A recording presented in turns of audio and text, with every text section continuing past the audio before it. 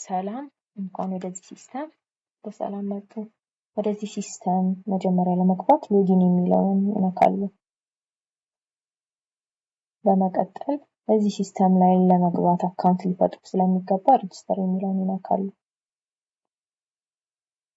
ከዛም ይሄ ሳይን አፕ ፔጅ ይመጣልዎታል። ሳይን አፕ ሲያደርጉ ሁለት አማራጭ ተጠቅመው ሳይን አፕ ማድረግ ይችላሉ።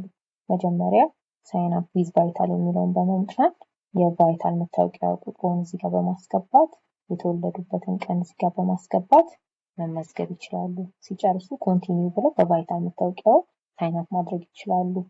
ሁለተኛ አማራጭ ደግሞ ሳይን አፕ ዊዝ ኢሜል በማለት በኢሜሉ ሳይን አፕ ማድረግ ይችላሉ። ሳይን አፕ ስንል እነዚህ ሙሉ መረጃዎች ማስገባት ይኖርብናል ማለት ነው።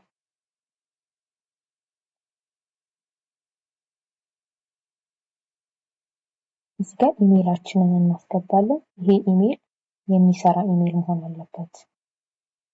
በመቀጠል ደግሞ ስልክ ቁጥራችንን እናስገባለን። ስልክ ቁጥራችንም አሁን የምንጠቀምበት ስልክ መሆን አለበት።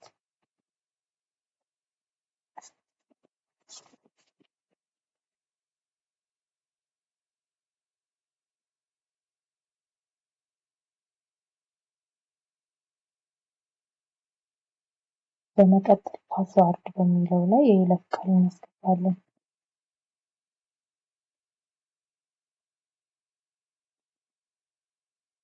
ከዛም እዚህ ጋር ያስገባነው ፓስዋርድ እንደግማለን።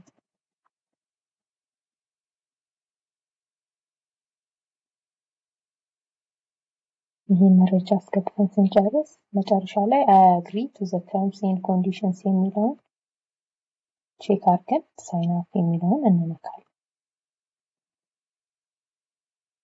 ከዛም እዚህ ጋር እንደዚህ አይነት ሜሴጅ ይገባልናል። ቼክ ዩር ኢሜል ወይም ደግሞ ኤስኤምኤስ ይላል። ስለዚህ ያስገባነው ኢሜል ጋር በመሄድ ወይም ደግሞ በስልካችን የተላከልን መልእክት ይኖራል። አክቲቬሽን ሊንክ ነው። እሱን ሄደን አክቲቬት እናደርጋለን ማለት ነው። ስለዚህ አክቲቬሽን ሊንኩ እንደዚህ አይነት ይሆናል። እንደዚህ አይነት ሊንክ ይደርሰናል። ስለዚህ ይሄ ሊንክ በኤስኤምኤስ ከሆነ ወይም ደግሞ በኢሜል ከሆነ ሁለቱም ላይ በመግባት ይሄ ሊንክ እንጭናለን። ከዛ አክቲቬት አካውንት የሚል ይመጣል። ስለዚህ እኛ አክቲቬት የሚለውን እንነካለን። በመቀጠል ያስገባነውን ኢሜል ወይም ደግሞ ስልክ በመጠቀም ያስገባነውን ፓስዋርድ በማስገባት ወደዚህ ሲስተም ሎጊን ማድረግ እንችላለን ማለት ነው።